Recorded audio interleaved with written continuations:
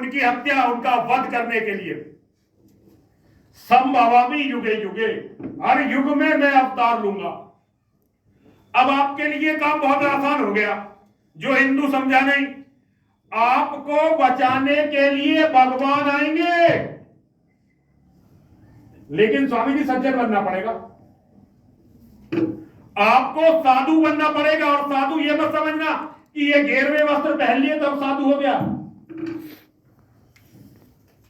मैंने ये घेरवे वस्त्र पहन रखे हैं, मैं औरों का तो जानता नहीं, लेकिन अपने आचार विचार कर्म से मैं डॉक्टर साहब एक योद्धा तो हूं, साधु नहीं हूं, मैं सज्जन नहीं हूं भाई।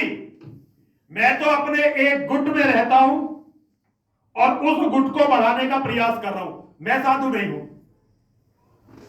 और ज्यादातर लोग जो अपने आप को साधु या सज्जन समझते हैं, वो साधु नहीं है, क्योंकि वो धर्म के लिए ना लड़ रहे हैं, ना मर रहे हैं, ना बलिदान दे रहे हैं। साधु वो है जिसे किसी भी चीज का भय ना हो। साधु वो है जिसे किसी भी चीज का लालच ना हो। साधु वो है जो किसी भी परिस्थिति में अपने धर्म को ना छोड़े। साधु वो है जो धर्म की रक्षा के लिए जब आवश्यकता पड़े अपने प्राण दे दे। मंदिरें बनाने से, आश्रम बनाने से आप साधु नहीं हो जाएंगे, इससे तो आप और ज्यादा दुष्ट हो जाते हैं।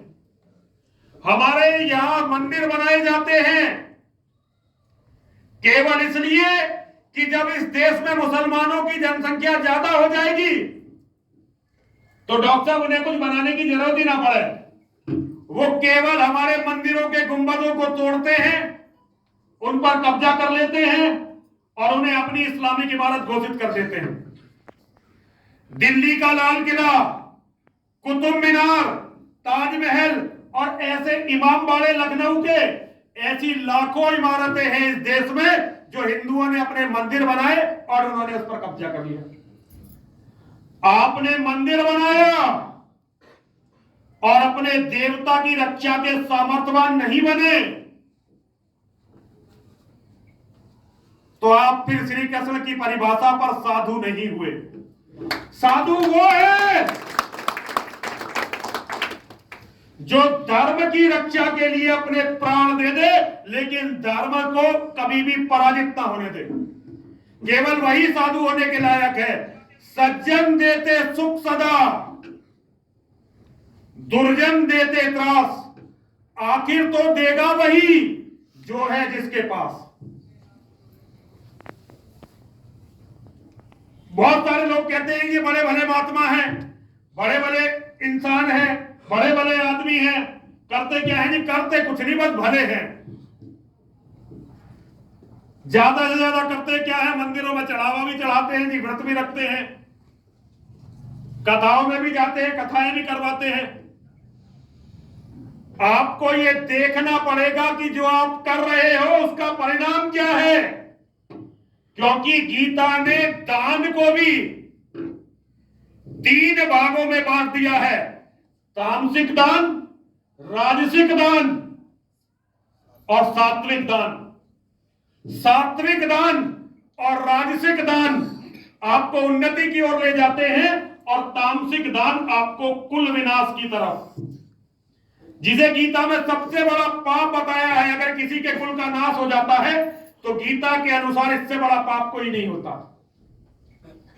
तो तामसिक ना हो जाए आपका दान। आपका दान किसी ऐसे व्यक्ति को जाए जो धर्म के लिए कुछ कर रहा हो, जिसके कार्यों से धर्म बचे। और धर्म तब बचता है जब अधर्म का विरोध होता है, अधर्म को समाप्त किया जाता है, तब धर्म बचता है। अधर्म के सामने समझौता करने से धर्म नहीं बचता। आपने यदि अधर्म के सामने घुटने टेक दिए तो धर्म नहीं बचने वाला है। आपको अधर्म के सामने उसी तरह लड़ना पड़ेगा जैसे अर्जुन लड़े, जैसे भीम लड़े, जैसे अभिमन्यु लड़ा, जैसे महाभारत के सारे वीर लड़े। और 3 कर्म बताए योगेश्वर ने। मुझे नहीं पता आप लोगों में कितने लोग इन कर्मों को करते हैं। 3 कर्म बताए योगेश्वर ने, यज्ञ दान तपह कर्म, नित्याज्यम कार्यमेव तत्, यज्ञो दानम तपस्यैव पावनानि मनीषिणाम। किसी भी व्यक्ति को किसी भी परिस्थिति में यज्ञ दान और तप, इन 3 कर्मों का परित्याग नहीं करना चाहिए, क्योंकि ये 3 कर्म, जिसमें सबसे पहला कर्म है यज्ञ और दूसरा है तप। और तप केवल एक जगह बैठकर भगवान का नाम लेना नहीं होता।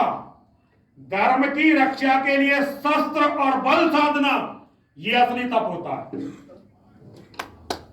और दान, दान केवल वो दान है जो धर्म और मानवता की रक्षा के लिए दिया जाता है, वही दान होता है। आपने किसी भूखे को रोटी खिलाई, ये आपका दान है। और ये आपका दान सात्विक भी हो सकता है, ये आपका दान राजसिक भी हो सकता है, और ये आपका दान तामसिक भी हो सकता है। आपने किसी व्यक्ति को भूखा देखा और आपने उसे रोटी खिला दी, ना किसी को दिखाया ना किसी को बताया, रोटी भी ये समझकर खिलाई कि ये सुयोग्य है, ये धर्म का शत्रु नहीं है, तो आपका दान सात्विक हो गया। अब आपने दिखाने के लिए खिलाया कि भाई मैं भंडारा करता हूं, भूखे इकट्ठे किए और उन्हें खिला दिया, ये राजसिक हो गया। और आपने धर्म के शत्रुओं को खाना खिला दिया, जैसा कि आजकल हमारे ज्यादातर भंडारों में चलता है।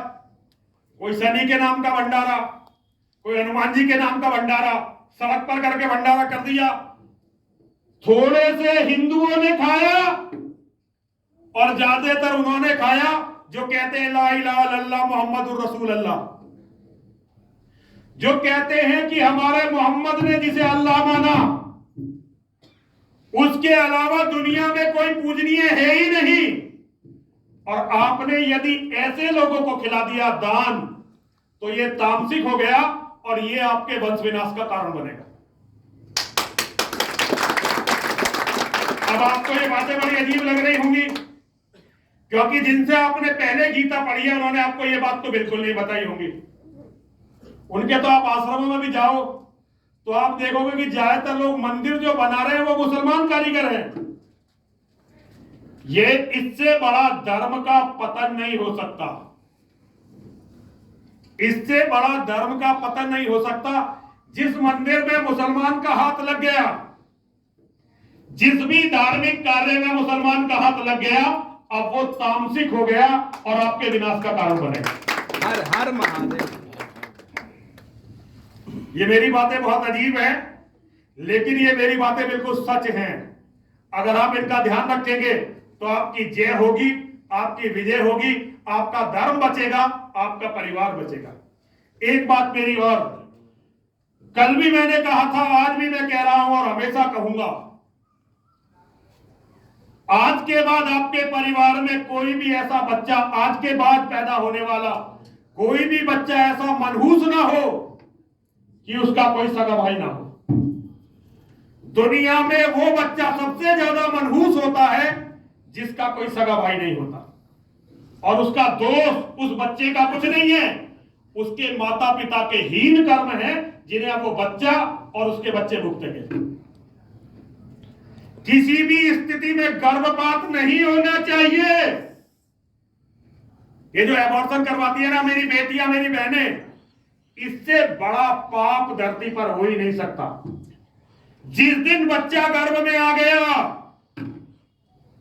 उसी दिन से वो जीव हो गया, और उसकी हत्या से बड़ा पाप कुछ नहीं होता। आज की मेरी बात यही समाप्त हो गई है।